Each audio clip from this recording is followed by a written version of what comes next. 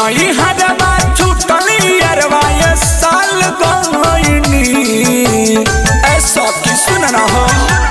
हाँ छूटल नहीं हरवा छूटली अरवा ये साल गईनी भतारी जी के टिकला से सखी ससुराल गईनी भतारी जी के टिकला से सखी ससुराल गईनी।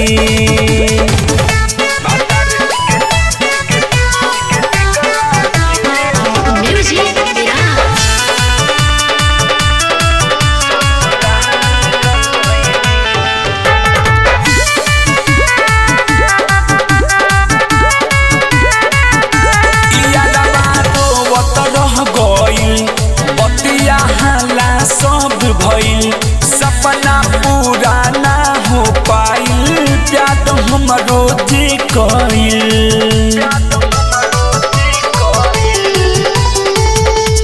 यादवा रोवत रह गइल बतिया हाला सब भइल सपना पूरा ना हो पाइल प्यार हमरो जे कइल।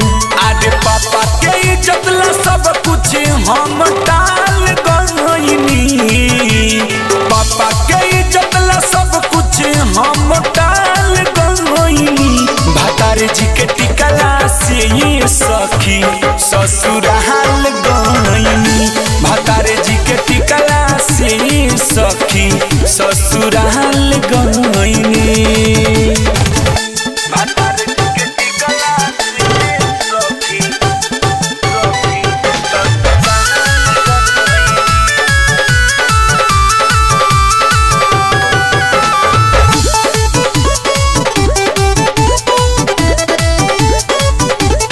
मनवा रहता उदास पियवा मिलल अठवा पास खुश उनको से ना बानी सबकी बतिया बाबे खास।